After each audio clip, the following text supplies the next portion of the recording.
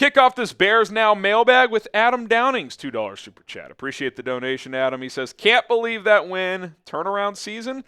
Look, I mean, if they turn this thing around and go become a playoff team, I think winning that game against the Rams after suffering 2 tough losses in a row, that could be a turning point. It's one game for now. Doesn't mean a lot big picture. It's hard to say. But now you got Carolina at home. You go to London to play Jacksonville. Like, in theory, you've got a real opportunity here to stack some wins. So it was a big win. You caught the Rams at a good time with the injuries they have. Let's see if they can build off it. Papi Chulo sits, what are we doing with Sanborn and Gordon next year? Well, Gordon he's under contract beyond this year. Him and Brisker have one more year left. Sanborn, since he was undrafted, he's a restricted free agent. It'll be interesting. They could, if they wanted to, they could cut Tremaine Edmonds and get out of most of the rest of his contract. It's not a huge cap hit next year. So, is that something they would consider? I would like to bring Sanborn back regardless if that means elevating him to a full-time starter or still as your Sam linebacker. I'm not sure what his market will be. So ideally he's here. I think he'd like to be here. Gordon, you don't have to worry about him for 2 years if you don't want to. Depressed Bears fan, another donation, appreciate it. He says, the only way for me to start trusting Flus as the long-term head coach is to win the next 2. Has never had a 3-game winning streak. It's a very valid point. It's a very legitimate point. And that's been the thing that's been problematic under Matt Eberflus is they haven't been able to sustain extended success. It's been 1 step forward, 2 steps back, really throughout his coaching career. And look, this is about as easy of an opportunity to win 3 in a row in the NFL as you're going to get. And I say that because it's hard to win 3 games in a row in the NFL regardless of who you're playing. But the Rams at home when they're beat up, the Carolina Panthers at home, and then a 0-4 Jags team in London. This is a pretty damn good opportunity right now to win 3 straight, get to the bye week, and then come out and play Washington, which could be a pretty damn big game in a couple of weeks. So, yeah, I'm with you. I am with you on that one. Got another one here. Says, should the Bears trade Khalil Herbert? He doesn't seem to have a role on this team. Yeah, the thing about Herbert right now is I just don't know what the Bears' plan is for him.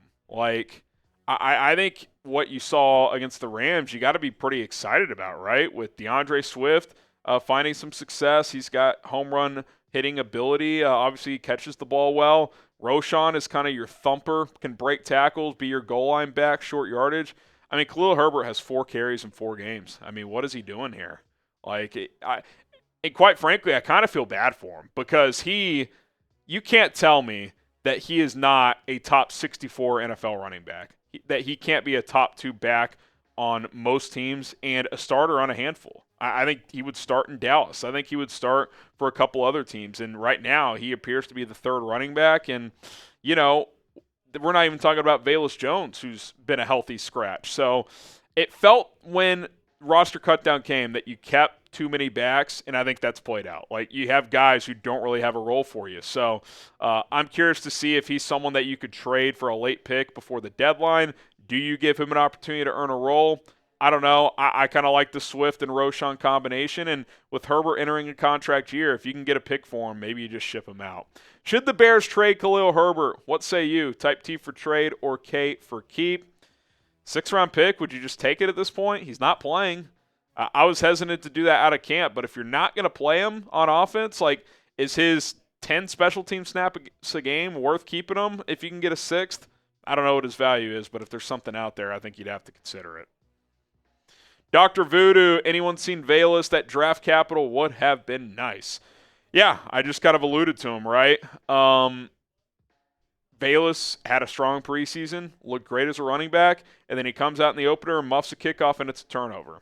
They've clearly sent a message that we're not going to allow that. Now, still on the team. He's a healthy scratch right now. Does he get another opportunity? I would guess yes. Otherwise, why is he still here? I do wonder, do you trade Herbert and give Velus another opportunity and he's your 3rd back and special teams guy? Maybe. We'll see. DC Viper, any chance we could draft Will Campbell? Is he a guard or tackle, and where would you put him? I think you'd put him at left tackle. I think he could easily play guard, but if I'm taking a guy that high because he's going to go top 5, I'm playing him at left tackle. The problem is the Bears, I don't think will be picking top 5. I mean, even if they only went like 6-11, which hopefully that doesn't happen, still think you're probably picking 7, 8, 9. So I think you'd have to trade up to get him. And I probably wouldn't do that because there's a lot of good offensive linemen in this draft. Bama's got a couple with Booker on the interior. Texas has Calvin Banks. So there's some guys you should be able to get in the teens if that's what the Bears are picking. But regardless, you need offensive line help. No question about it. Subscribe to the channel. We got you covered here on Chicago Bears Now. We do these mailbags every Monday and Thursday live on the show where we answer all of your questions. We also go live on game days as well. 3 live shows per week and daily videos on the channel. So go ahead and sub it up and turn on those notifications. Tito, appreciate the 5. He says, knowing the Bears, Bates will be healthy week 6 and still start Shelton. I can honestly name maybe 5 players who come to the Bears and played well. Why us? Yeah, it does seem like the Bears have had bad luck in terms of guys elevating their play here, whereas guys have left here and played better elsewhere. That seems like coaching to me, but that's neither here nor there. I don't think you just turn to Ryan Bates, though, at center once he's healthy, unless Shelton's just an absolute disaster. Because, A, he hasn't played a ton of center. I know the plan was for him to be that, but he's been out for a while now. And, B, the offense is getting better. And that center-quarterback relationship is big. So as long as Shelton is at least serviceable, I'm not sure you make a change just to make a change there. So we'll see how it plays out. Certainly you want to get Bates back and healthy and have him be an option at center or guard. But unless Shelton is just awful by the time Bates is healthy, and I don't think he's been that good, but I don't think he's been awful, especially the last couple of weeks, I think you would continue to try him out there. Paleo, hey, the Tevin injury was unfortunate. Any updates? His play and injury are making me believe a Tevin extension is not very likely unless it's a franchise tag. He's day-to-day. He has a rib bruise, so it doesn't sound too serious. I think they could have, in a pinch, put him back into the game yesterday, but I think the Bears felt fine about how the offensive line was playing, so they kept trotting the other guys out there. And, yeah, I would say as of now he's pretty clearly not an extension that I would do at this point. He's got to crank it up a notch. He's got to play better. And if you're Tevin Jenkins, you got to do everything you can to get back out there this week because his biggest knock on him coming into the season has been injuries. And, well, when he's played this year, he actually hasn't played as well. So not only does he have an injury history, this year he's kind of declined as a player. So I think you got to have a sense of urgency if you're Tevin Jenkins to not only play, but to play well moving forward. We got some Caleb Williams jerseys available at chatsports.com/Caleb. Go represent QB1 today. Link is in the comments and in the description. Chatsports.com/Caleb. Navies, whites, orange, throwbacks, some other ones available at that link, chatsports.com/Caleb. That link is in the description below. Cameron, appreciate the 2. He says, rank our past 4 coaches in order of effectiveness. It sounds crazy, but Matt Nagy out of your last 4 coaches is easily the best, with Mark Trestman, John Fox, and Matt Eberflus being the other 3. If you're just going, I don't know, like you could justify any of those next 3 in terms of order of best and worst. I think Matt Eberflus probably inherited the toughest situation because Ryan Poles completely gutted the roster to rebuild this thing. So couldn't really judge him on year 1, but you guys know me. I've not been that high on Matt Eberflus as a head coach. He's a nice guy. He can coach defense really well. He can be my defensive coordinator any day of the week and twice on Sundays. Head coach, I still have major reservations, but can't act like John Fox and freaking Mark Trestman were good either, though. Will the Bears make the playoffs? What do you think? Y for yes, N for no. Is this going to be a playoff team? I said they'd be 2-2 through 4. That's where they're at. We shall see. Y for yes or N for no. Papichulo sits. Do you and for how much to extend Darrell Taylor? Would I? I need to see a larger sample size, but if he plays like he has through 4 games over the course of 17, I'd be comfortable keeping him beyond this year. Now, I'm not breaking the bank for him. I think there's some limitations there, but he's improved as a run stopper in this defense through 4 games, so we'll see if that continues. And he's kind of a streaky pass rusher, I would say. He's kind of like a streaky shooter in basketball. Like, at times he looks like a all-pro pass rusher. Then other times it's like, we just played a whole game and I didn't notice him. But I would say in 2 of the 4 games, he has made a notable impact. Week 1, couple of sacks, had the strip sack. That changed the game. Week 4, batted a couple balls at the line of scrimmage, was in the backfield a couple of times.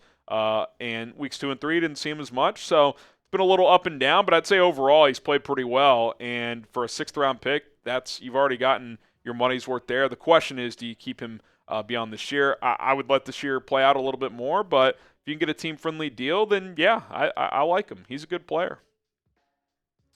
Matt Bellick, the Bears' record versus the NFC North will be, I think you got to go at least 3-3 if you're trying to be a playoff team. And coming into the year, I'd hope that maybe you'd be able to sweep Minnesota. I think now, if you could sign up for a split, you would just take it. Let's put it this way. You are going to have to beat Green Bay at least once. And you have not beaten Green Bay since 2018.